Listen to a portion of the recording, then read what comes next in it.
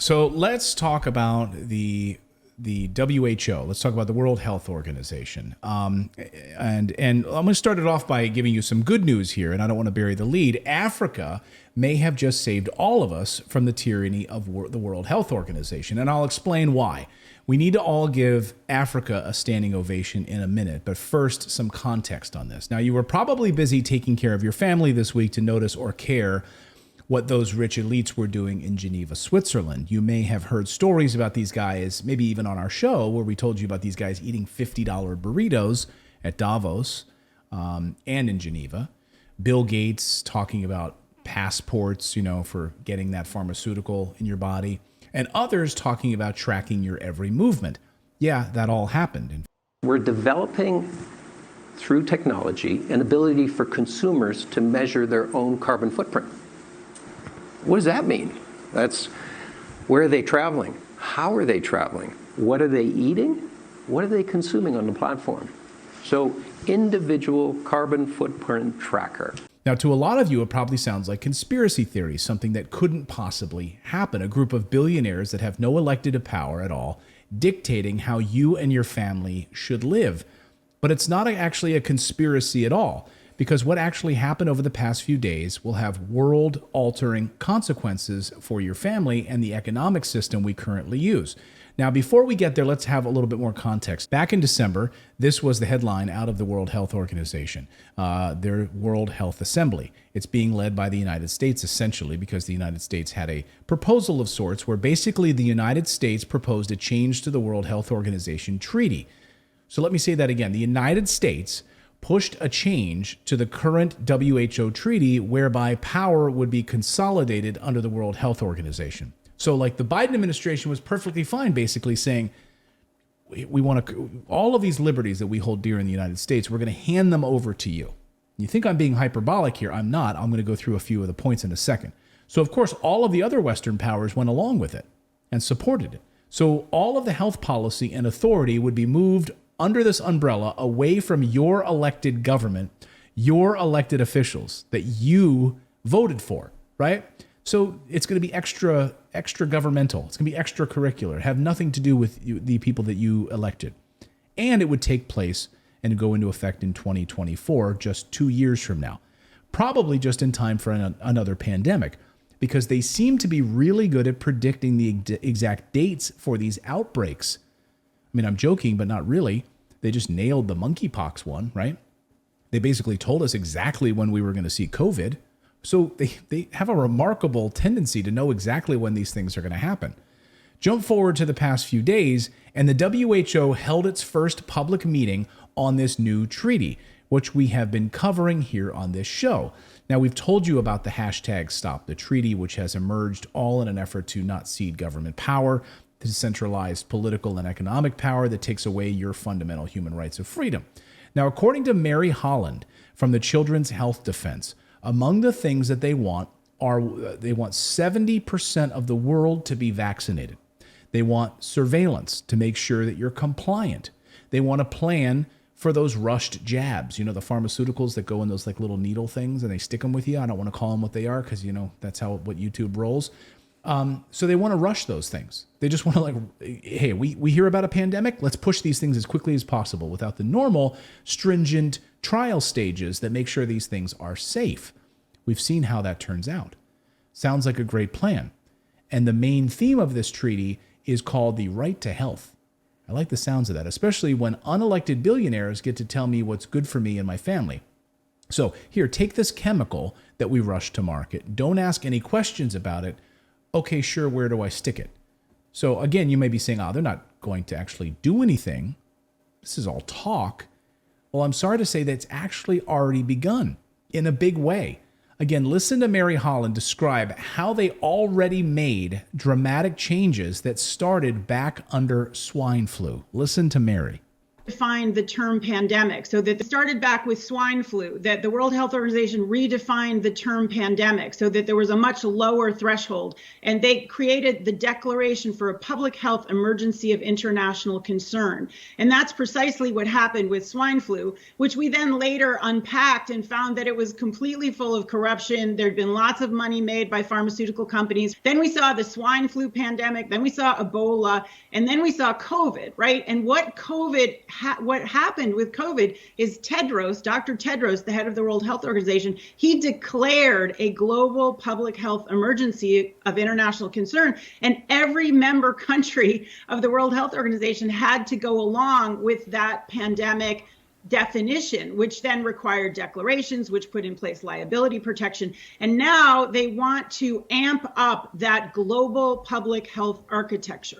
That's what this international treaty body is doing right now, which they're telling us will culminate in some kind of new international agreement, which will be effective as of May 2024. Frightening. I mean, she's right. And so if you dig into that a little bit more, in 2009, the WHO changed the definition of the pandemic away from the severity of the disease to case numbers. I'm going to repeat that. After the swine flu, the WHO changed the definition of a pandemic away from the severity of the disease to case numbers, total case numbers.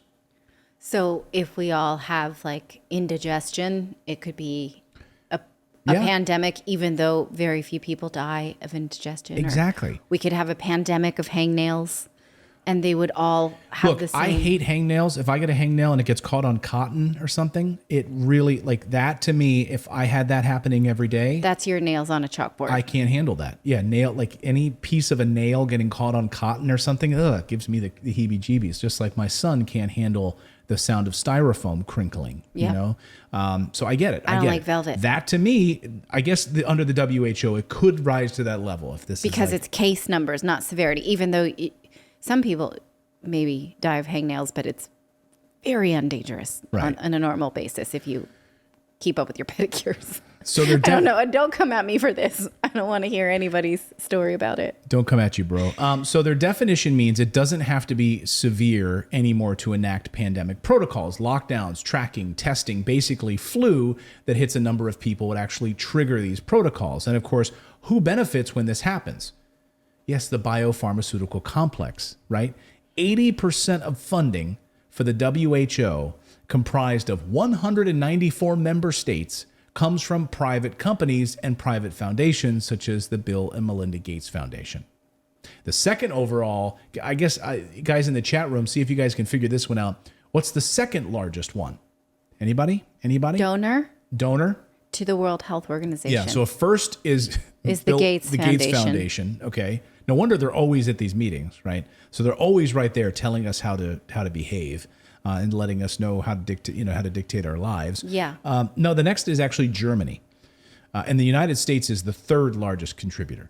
So you have the Bill and Melinda Gates Foundation, Germany, and the United States. Under these new guidelines, these big pharma companies can rush emergency drugs to the market for you to take them and track everything you do.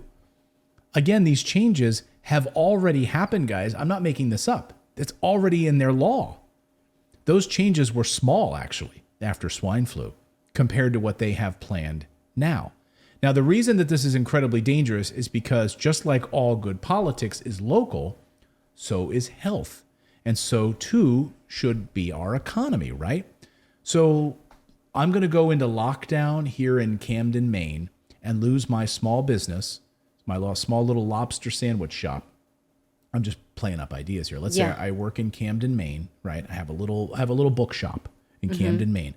I'm going to have to close up my business so that people in Finland can stop the spread. Like that's what this madness means under these guidelines, right? It's a world rule for how we handle these things. As Catherine Austin Fitz says, quote, the current financial system is centralizing political and economic power in a manner that's draining or destroying living equity, people, plants, animals, and our natural resources, as well as the financial equity of many people worldwide. And she's right. We're seeing how deadly it is right now with Ukraine. You're being told to pay more for groceries and gasoline because the global Western elites have decided that Ukraine is more important than St. Louis, Missouri. Fall in line, guys. Pay more for everything. Sorry that you don't have baby formula, but Vladimir Zelensky has some new Stinger missiles. Thanks for your tax dollars. And I want to repeat this. This is not a conspiracy theory. Here is Senator Rand Paul last night. So I'm dead set against this. And they used to call people who talked about one world government, they used to say, oh, it's a conspiracy. We would always say, no, it's in their mission statement. They say it at every meeting. That's what they're for. Meanwhile, leave it to CNN to jump right to the defense of this idea. Here's the front page of CNN. Take a look at this. Opinion. We need a global pandemic treaty before it's too late, says CNN. Yeah, we absolutely do. We already know how devastating these WHO lockdowns were. But if you needed any more evidence of this, all you need to do is look at the New York Times today and its effects on children. Take a look at this. This is the New York Times, and this is how they put it. Children's learning loss in the pandemic isn't just in reading and math. It's also in social and emotional skills. In a New York Times survey of 362 school counselors across the United States, they said students are behind in abilities to learn, cope, and relate. And this is how Glenn Greenwald says it. A rational defense of lockdown policies would have been, hey, the severe harms they cause are outweighed by the benefits, right? I think we would have gotten behind that. Instead, it was taboo even to note the harms of COVID policies. Any attempt to argue against maximalist restrictions resulted in accusations of COVID denialism. Thus, you get this, right? Children's learning loss, total destruction. Talk about the emotional setbacks and everything else that we've seen from these children, and their ability to learn, to form words. We had a whole meeting with the school last week and talking about the emotional setbacks for the kids. Like almost 2 years wiped away for these kids. Yes, especially for the younger ones. Right. And the administrators said that they were having a hard time recognizing emotions of their teachers. Like if the teachers were trying to smile at them or trying to give them a look of like, don't do that, they just don't read it as well because they're not used to looking at their maskless teachers. Yeah. Yeah. So they're holding public meetings right now, WHO right now, before releasing their final draft in August. And we can write to your elected members of government and tell them, hey, you do not want this. That's exactly what you can do, right? So they're holding these public meetings right now before their final draft in August. And again, you can get on the phone, you can write to your elected members of government, and no matter where you are, because it's not just in the United States, right? It's everywhere. And you can tell them, I do not want this. I do not want to cede my liberty to some faceless, nameless group of individuals behind closed doors who are doing this. This is Catherine Fitz, and she describes it perfectly, how we need to be worried about exactly who these people are. We'll know about this because what is happening is very quietly a group of unaccountable people are going into a room and coming up with a change in rules that they are going to try and implement an overturning of every constitution and every legal framework in many, many countries around the world.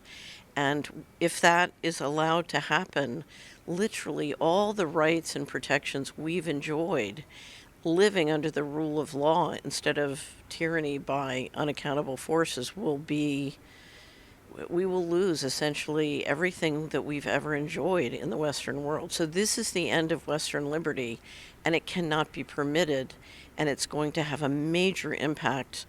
When the World Economic Forum says it's 2030 and you have no assets and you're happy, what I hear it's 2030, we've stripped you of your assets and you're mind controlled.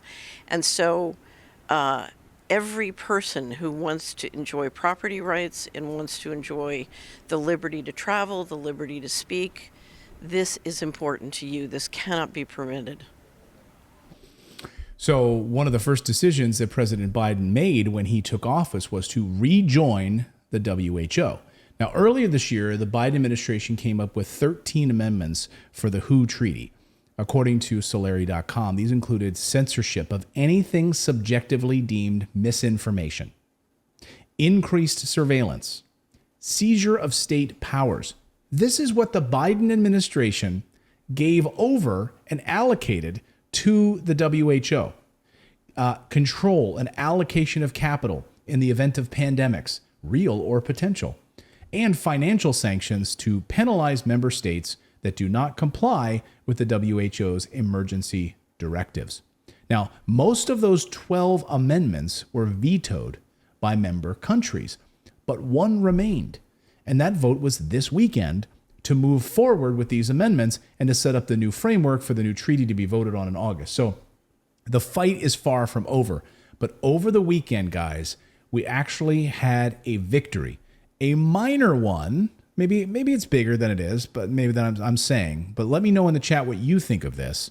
I think it's kind of a minor one because we still have August before the final vote, and this is still the draft stage of all of this. But we did have a victory. You won't see any mainstream media coverage of this anywhere. It's almost impossible to find.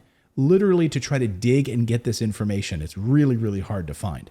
Africa, the continent of Africa, stood up and they said no frickin' way. They would not allow this to go forward in its current form. Good for Africa. Now, according to Reuters, these WHO rules are withheld right now. Africa continues to withhold its support. It could block one of the only concrete reforms expected from the meeting, fraying hopes that members will unite on reforms to strengthen the United Nations Health Agency rules as it seeks a central role for itself in a global health policy. Here's how one Twitter follower said. Let's see if I can pull this up. Yeah, here it is. The rest of the world owes these African nations a huge debt of gratitude. Thank you, Africa.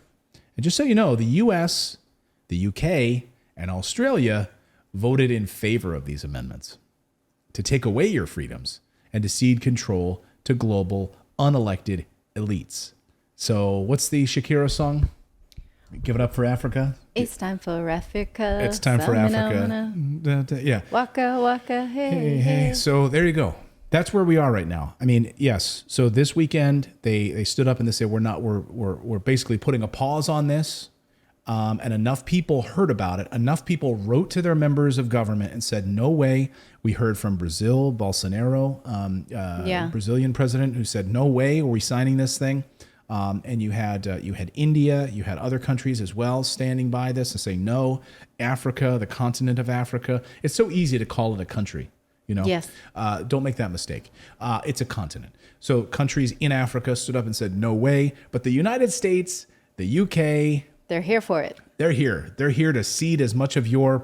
You got to really question that, right? Like, wow, they really want to give up all of these different pieces of personal freedom. And when you went through the Biden's 13 amendments that they offered up, it's startling. I mean, the list was pretty crazy. Yeah. Without a fight, you know? Sure, take those things. Yeah. We don't need them. We don't need them. You can take all of them.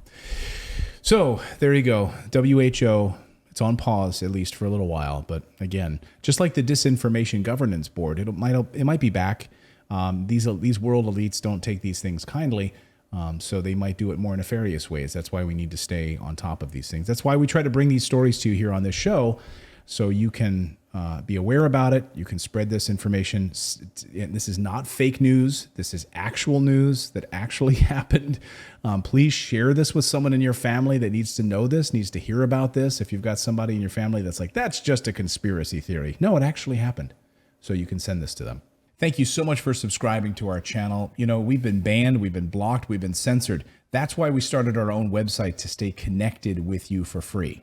That's right. So head on over to redacted.inc and make sure you're connected with us. You can sign up again at redacted.inc, not .com.